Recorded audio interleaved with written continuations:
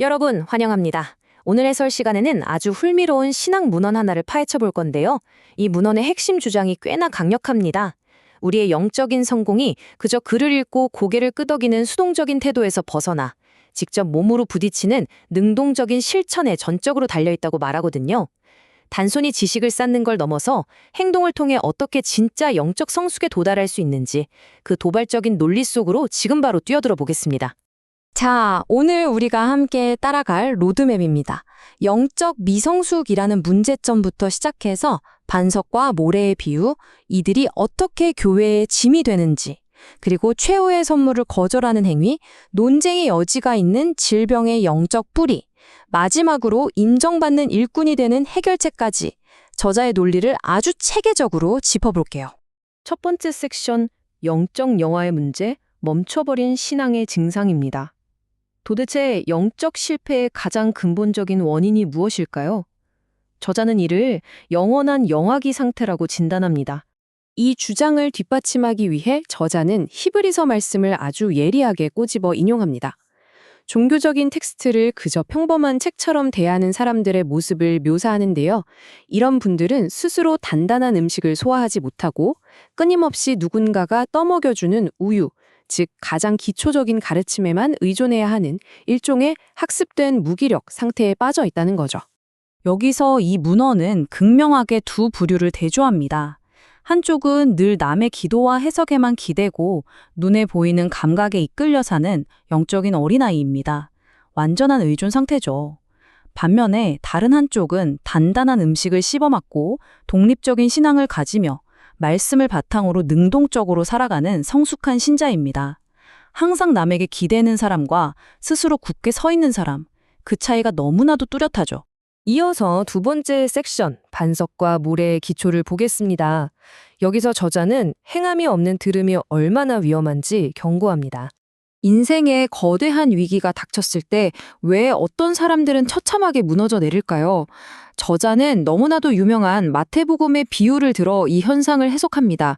생존과 파멸을 가르는 진짜 결정적인 차이는 좋은 메시지를 듣고 끝내는 데 있는 게 아니라 그걸 실제로 내 삶에서 실현하느냐 아니냐에 달려 있다는 겁니다. 아무리 많이 알아도 실천이 빠진 지식은 사실상 아무 힘이 없다는 뜻이죠. 그러니까 저자가 여기서 강조하는 건 아주 직접적인 인과관계입니다. 듣고 행하는 반석 위의 집은 거센 폭풍우도 끄떡없이 견뎌냅니다. 하지만 오직 듣기만 하고 행동하지 않는 모래 위의 집은 당연히 처참하게 무너져 내리죠.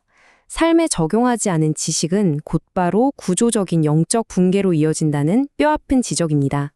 자, 그럼 세 번째 섹션으로 넘어가 볼까요? 교회의 짐, 학습된 무기력의 대가입니다. 앞서 말한 그 개인의 실패가 공동체에 어떤 영향을 미치는지 살펴봅니다. 텍스트는 우선 육신에 속한 자, 즉 감각에 지배당하는 사람에 대해 정의를 내립니다. 이들은 영적인 성숙이나 능동적인 실천의 인도를 받는 게 아니라 철저하게 눈에 보이는 물리적이고 세속적인 차원에서만 움직이는 사람들입니다. 이런 사람들은 육체적 감각에 너무 꽉 사로잡혀 있어서 진정한 의미의 내적 성장이나 변화를 전혀 이뤄내지 못한다고 꼬집고 있습니다. 여기서 아주 흥미로우면서도 날카로운 지적이 나옵니다. 사실 이런 분들이 밖에서는, 그러니까 세속사회에서는 엄청나게 유능하고 성공한 사람일 수도 있거든요. 그런데 이런 영적인 무기력을 가진 이들에게 교회에서 직분 같은 책임이 주어질 때 문제가 터집니다. 텍스트는 이들이 공동체의 치명적인 짐, 즉 무임승차자가 된다고 비판해요. 성경을 그저 교양서적 짐으로 여기고 집에서 기도를 주도할 생각은 전혀 안 하면서 영적인 문제는 다 남에게 해결해달라고 의존하는 거죠. 그러면서 겉으로는 번듯한 직분을 달고 있는 모순을 짚어냅니다. 네 번째 섹션, 최후의 선물 거절입니다. 이 부분에서 저자는 지나친 의존에 대해 아주 도발적이고 구체적인 신학적 비판을 던집니다. 우리가 신앙생활하면서 남에게 기도를 부탁하는 일 엄청 자주 하잖아요. 그런데 저자는 이 행위를 아주 매섭게 공격합니다. 남에게 기도를 끝없이 의존하는 것은 무려 4가지의 심각한 의미를 가진다고 나열하는데요. 하나님의 궁극적인 선물을 거절하는 것, 말씀을 주신 분을 의심하는 것, 자신의 의로움을 부정하는 것, 그리고 자녀로서의 정당한 권리를 걷어차버리는 것이라고 말이죠.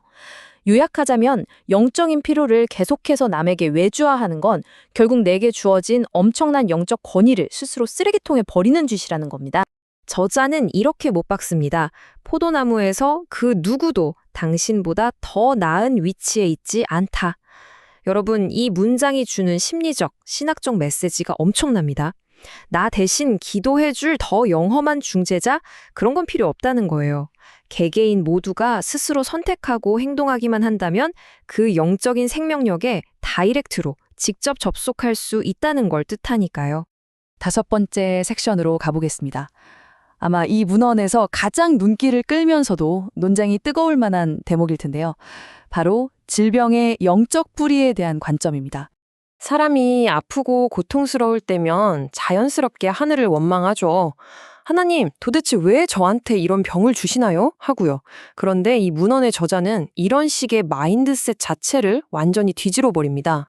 흔히들 생각하는 오해, 그러니까 하나님이 나를 훈련시키거나 시험하려고 질병을 주셨다는 생각에 대해 저자는 단호하게 아니다 라고 선을 긋습니다. 이 텍스트의 주장에 따르면 육체적인 증상 그 자체와 싸우는 건 헛수고예요. 근본적인 원인은 물리적인 세계에 있는 게 아니라 바로 영적인 권위, 즉 그리스도 안에서 자신의 위치를 차지하기를 거부한 채 육체적 감각에만 의존해서 살아가는 영적 태만에 있다는 겁니다. 그리고 바로 이 야고보서 말씀이 저자의 그 강력한 주장을 떠받치는 핵심 축이 됩니다. 말씀을 듣기만 하여 자신을 속이는 자가 되지 말고 행하는 자가 되라. 수동적으로 앉아서 듣기만 하고 능동적으로 행하지 않는 바로 그 순간부터 모든 영적 질병과 끔찍한 자기 기만이 시작된다는 것이죠. 자, 드디어 마지막 6번째 섹션입니다. 인정받는 일꾼 되기. 영적 독립을 향한 길. 문제점을 실컷 들여다봤으니 이제 이 지독한 악순환에서 벗어날 명확한 해결책을 확인해 봐야겠죠? 텍스트가 처방하는 영적 성숙의 길은 아주 직관적이고 명확한 3단계로 이루어져 있습니다. 첫째, 남에게 기대지 말고 스스로 독립적으로 말씀을 연구하라. 둘째, 그 가르침을 머리에만 담아두지 말고 현실의 일상에서 직접 행동으로 옮겨라. 셋째, 그 치열한 실천의 결과로 완전히 새로워진 마음과 진정한 영적 치유를 경험하라. 스스로 딛고 일어서서 행동하는 것, 이게 바로 회복의 열쇠라는 거죠. 그리고 디모데후서의 이 강렬한 구절로 궁극적인 행동을 촉구합니다. 세상의 트렌디한 책들에만 빠져있지 말고 진리의 말씀을 올바르게 다루는 부끄러움 없는 영적 일꾼으로 스스로를 입증해내라는 겁니다.